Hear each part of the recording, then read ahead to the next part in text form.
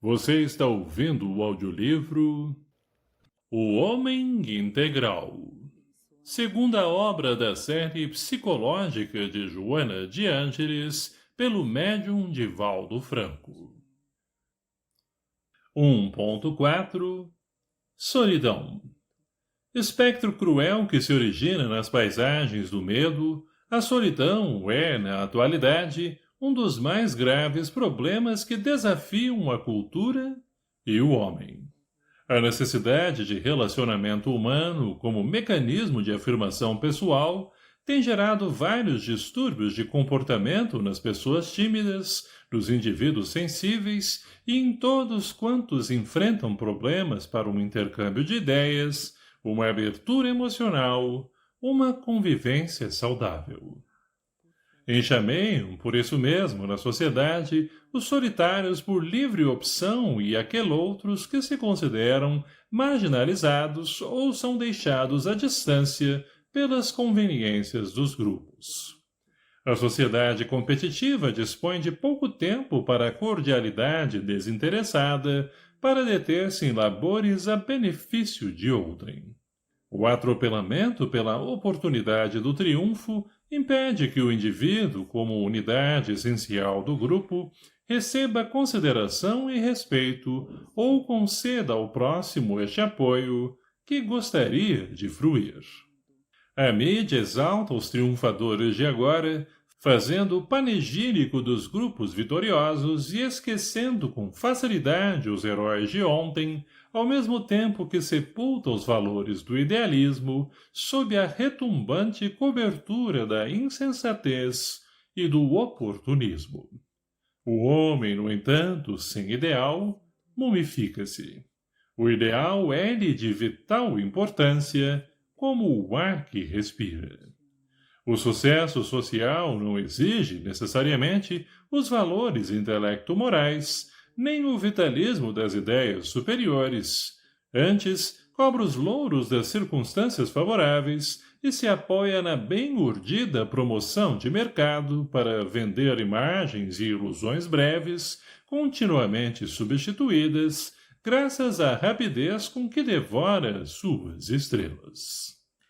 Quem, portanto, não se vê projetado no caleidoscópio mágico do mundo fantástico, considera-se fracassado e recua para a solidão, em atitude de fuga de uma realidade mentirosa, trabalhada em estúdios artificiais. Parece muito importante no comportamento social receber e ser recebido, como forma de triunfo, e o medo de não ser lembrado nas rodas bem-sucedidas leva o homem a estados de amarga solidão, de desprezo por si mesmo. O homem faz questão de ser visto, de estar cercado de bulha de sorrisos, embora sem profundidade afetiva, sem o calor sincero das amizades, nessas áreas sempre superficiais e interesseiras. O medo de ser deixado em plano secundário, de não ter para onde ir, com quem conversar, significaria ser desconsiderado, atirado à solidão. Há uma terrível preocupação para ser visto, fotografado, comentado, vendendo saúde, felicidade, mesmo que fictícia. A conquista desse triunfo e a falta dele produzem solidão. O irreal, que esconde o caráter legítimo e as lídimas aspirações do ser, conduz à psiconeurose de autodestruição.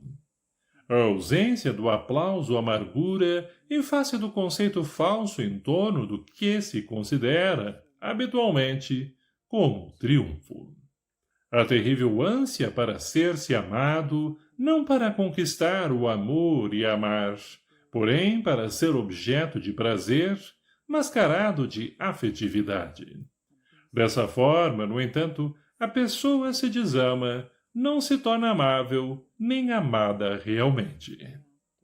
Campeia, assim, o medo da solidão, numa demonstração caótica de instabilidade emocional do homem, que parece haver perdido o rumo, o equilíbrio. O silêncio e o isolamento espontâneo são muito saudáveis para o indivíduo, podendo permitir-lhe reflexão, estudo, autoaprimoramento, revisão de conceitos perante a vida e a paz interior. O sucesso, decantado como forma de felicidade, é, talvez, um dos maiores responsáveis pela solidão profunda. Os campeões de bilheteria nos shows, nas rádios, televisões e cinemas, os astros invejados, os reis dos esportes, dos negócios, cercam-se de fanáticos e apaixonados, sem que se vejam livres da solidão. Suicídios espetaculares, quedas escabrosas nos porões dos vícios e dos tóxicos comprovam quanto eles são tristes e solitários. Eles sabem que o amor com que os cercam traz apenas apelos de promoção pessoal dos mesmos que os envolvem e receiam os novos competidores que lhes ameaçam os tronos, impondo-lhes terríveis ansiedades e inseguranças que procuram esconder no álcool, nos estimulantes e nos derivativos que os mantêm sorridentes, quando gostariam de chorar, quão inatingidos, quanto se sentem fracos e humanos. A neurose da solidão é doença contemporânea que ameaça o homem distraído pela conquista dos valores de pequena monta, por que transitórios. Resolvendo-se por afeiçoar-se aos ideais de engrandecimento humano, por contribuir com a hora vazia em favor dos enfermos e idosos, das crianças em abandono e dos animais, sua vida adquiriria cor e utilidade, enriquecendo-se de um companheirismo digno em cujo interesse alargar-se-ia a esfera dos objetivos que motivam as experiências vivenciais e inoculam coragem para enfrentar-se, aceitando os desafios naturais. O homem solitário, todo aquele que se diz em solidão, exceto nos casos patológicos, é alguém que se receia encontrar, que evita descobrir-se, conhecer-se, assim ocultando a sua identidade na aparência de infeliz, de incompreendido e abandonado. A velha conceituação de que todo aquele que tem amigos não passa necessidades constitui uma forma desonesta de estimar, ocultando o utilitarismo subreptício, quando o prazer da afeição em si mesma deve ser a meta a alcançar-se no interrelacionamento humano, com vista à satisfação de amar. O medo da solidão, portanto, deve ceder lugar à confiança nos próprios valores, mesmo que de pequenos conteúdos, porém significativos para quem os possui.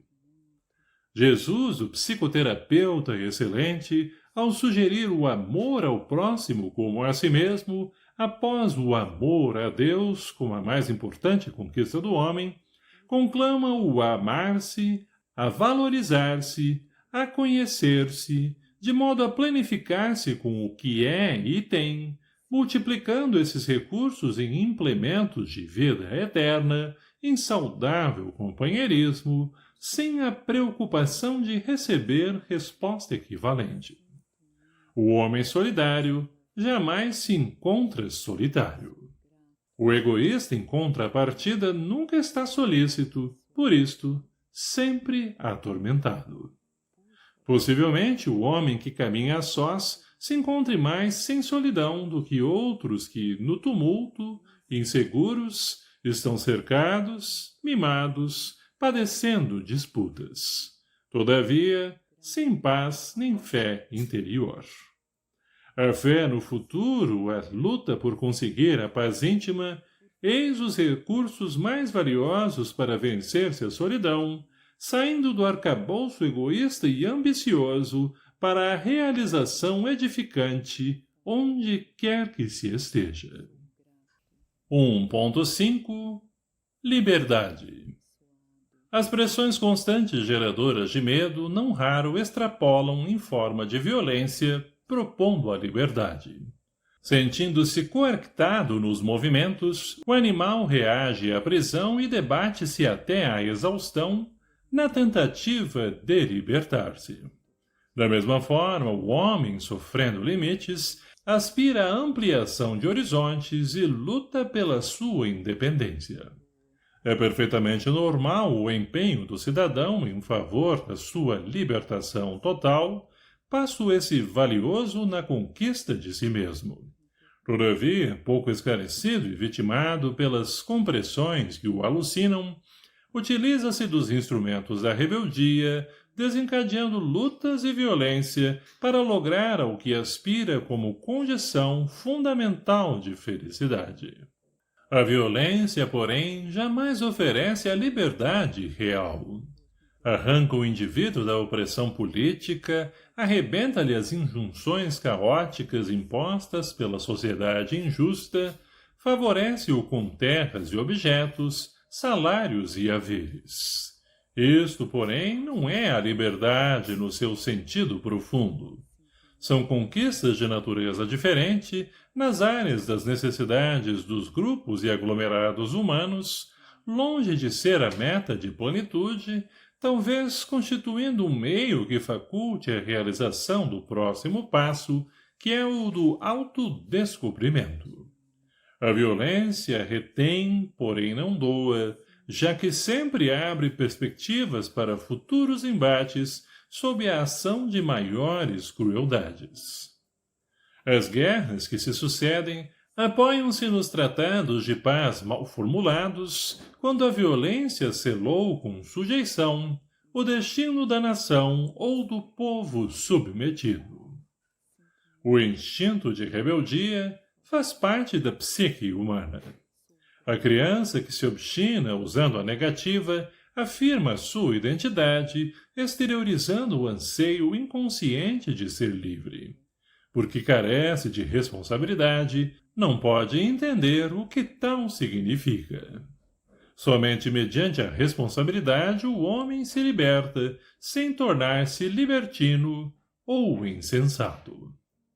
A sociedade que fala em nome das pessoas de sucesso estabelece que a liberdade é o direito de fazer o que a cada qual apraz, sem dar-se conta de que essa liberação da vontade termina por interditar o direito dos outros, fomentando as lutas individuais dos que se sentem impedidos, espocando nas violências de grupos e classes cujos direitos se encontram dilapidados. Se cada indivíduo agir conforme achar melhor, considerando-se liberado, essa atitude trabalha em favor da anarquia, responsável por desmandos sem limites. Em nome da liberdade, atuam desonestamente os vendedores das paixões ignóbeis que espalham o bafio criminoso das mercadorias, do prazer e da loucura. A denominada liberação sexual, sem a correspondente maturidade emocional e dignidade espiritual, rebaixou as fontes genésicas a pântano venenoso, no qual as expressões aberrantes assumem cidadania, inspirando os comportamentos alienados e favorecendo a contaminação das enfermidades degenerativas e destruidoras da existência corporal. Ao mesmo tempo, faculta o aborto delituoso, a promiscuidade moral, reconduzindo o homem a um estágio de primarismo dantes não vivenciado.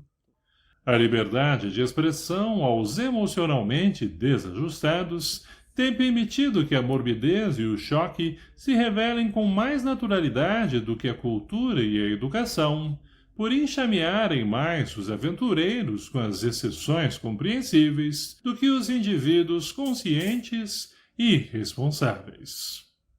A liberdade é um direito que se consolida na razão direta em que o homem se autodescobre e se conscientiza, podendo identificar os próprios valores que deve aplicar de forma edificante, respeitando a natureza e tudo quanto nela existe. A agressão ecológica em forma de violência cruel contra as forças mantenedoras da vida demonstra que o homem, em nome da sua liberdade, destrói, mutila, mata e mata-se, por fim, por não saber usá-la conforme seria de desejar. A liberdade começa no pensamento como forma de aspiração do bom, do belo, do ideal, que são tudo quanto fomenta a vida e a sustenta, dá vida e a mantém. Qualquer comportamento que coage, reprime, viola, é adversário da liberdade. Examinando o magno problema da liberdade, Jesus sintetizou os meios de consegui-la na busca da verdade, única opção para tornar o homem realmente livre. A verdade, em síntese, que é Deus, e não a verdade conveniente de cada um, que é a forma doentia de projetar a própria sombra, de impor a sua imagem, de submeter a sua à vontade alheia, constitui meta prioritária. Deus, porém, está dentro de todos nós e é necessário imergir na sua busca, de modo que o exteriorizemos sobranceiro e tranquilizador. As conquistas externas atulham as casas e os cofres de coisas, sem torná-los lares nem recipientes de luz, destituídos de significado, quando nos momentos magnos das grandes dores, dos fortes dissabores, da morte, que chegam a todos. A liberdade que se encerra no túmulo é utópica, mentirosa. Livre é o espírito que se domina e se conquista, movimentando-se com sabedoria por toda parte, idealista e amoroso, superando as injunções pressionadoras e amesquinhantes. Gandhi fez-se o protótipo da liberdade, mesmo quando, nas várias vezes em que esteve encarcerado, informando que não tinha mensagem a dar. A minha mensagem é a minha vida. Antes dele, Sócrates permaneceu em liberdade, embora na prisão e na morte que lhe adveio depois. E Cristo, cuja mensagem é o amor que liberta, prossegue ensinando a eficiente maneira de conquistar a liberdade. Nenhuma pressão de fora pode levar à falta de liberdade quando se conseguir ser lúcido e responsável interiormente, portanto, livre. Não se justifica, deste modo, o medo da liberdade como efeito dos fatores extrínsecos que as situações políticas, sociais e econômicas estabelecem como forma espúria de fazer que sobrevivam as suas instituições, subjugando aqueles que vencem.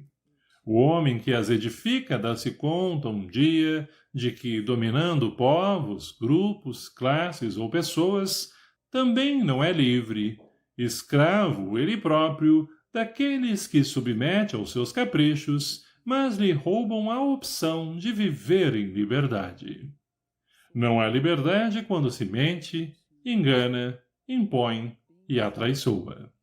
A liberdade é uma atitude perante a vida. Assim, portanto, só há liberdade quando se ama conscientemente. Abençoado ouvinte do canal, obrigado por nos ouvir. Curta e compartilhe este vídeo para ajudar o nosso trabalho. Que Deus abençoe a todos. Obrigado.